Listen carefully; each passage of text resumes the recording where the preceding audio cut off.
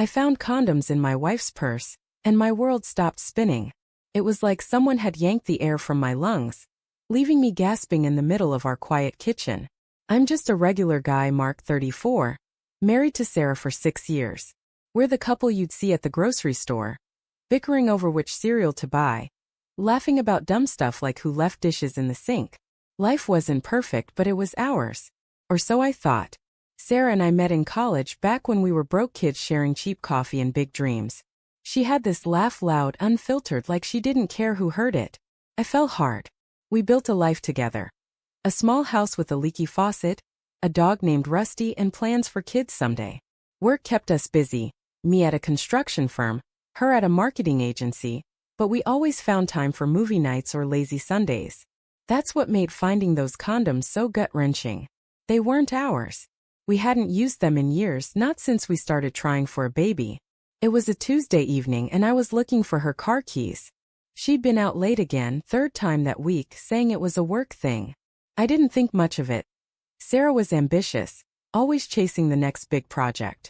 But her purse was on the counter, half open, and when I reached in, my fingers brushed against a small foil packet. Then another. 3 condoms tucked in a side pocket. My stomach twisted. I stood there staring at them, my brain scrambling for an explanation. Maybe they were old? A prank? But they were new, unopened, expiration date 2 years out. I didn't confront her right away. I couldn't. My mind was a mess, replaying every late night, every vague excuse. She'd been distant lately, less talkative, always on her phone. I chalked it up to stress, but now those moments felt like puzzle pieces snapping together. I shoved the condoms back in her purse and went to bed, lying awake until she slipped in at midnight, smelling faintly of wine. The next few days I watched her like a hawk. Every smile, every text she sent, every time she said, "Love you," felt like a lie I was too scared to call out. I started noticing things. Her purse was always with her now, like she was guarding it. She'd laugh at messages on her phone, then lock it fast when I got close.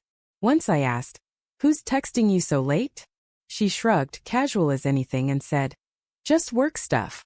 But her eyes darted away, and I felt that twist in my gut again. I tried to talk myself out of it.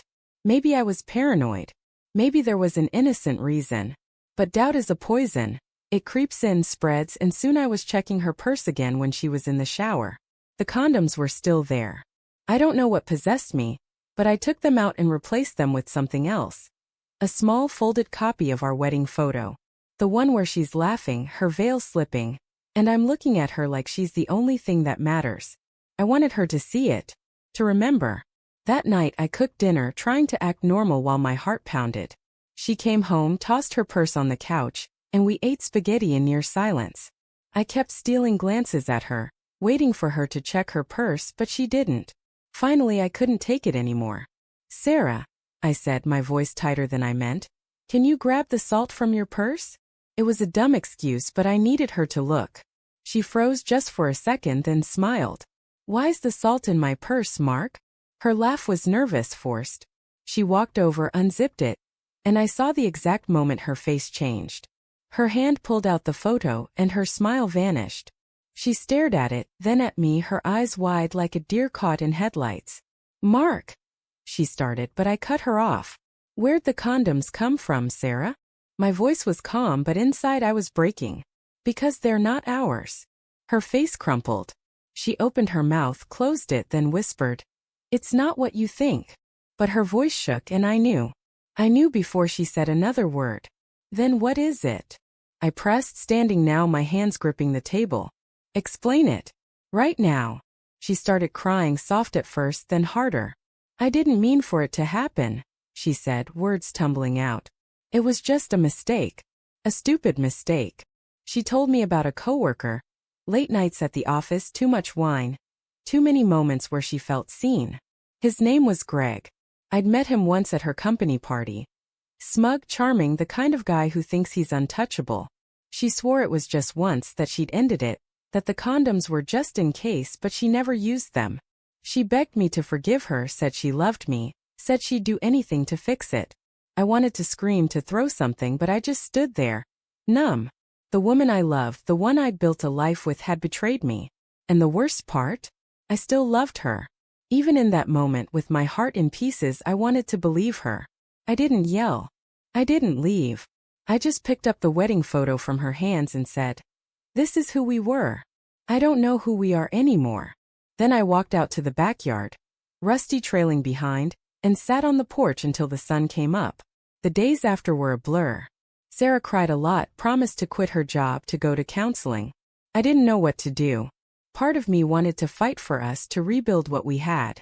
But every time I looked at her, I saw those condoms, that photo, her guilty eyes. I started sleeping in the guest room, and she stopped pushing me to talk. We were ghosts in our own home, passing each other without words. One night I found her sitting on the couch, holding that wedding photo, tears streaming down her face. "I ruined us, didn't I?" she whispered. I didn't answer. I couldn't. Because she had, but so had I, by trusting too much, by ignoring the signs, by thinking love was enough. I don't know what's next for us. Maybe counseling, maybe divorce. I still love her, but love feels different now, like a house with cracked walls. I keep that wedding photo on my nightstand, not to hurt myself, but to remind me of what we promised, and what we broke. Some betrayals you see coming. Others sneak up, hidden in a purse, waiting to tear your world apart.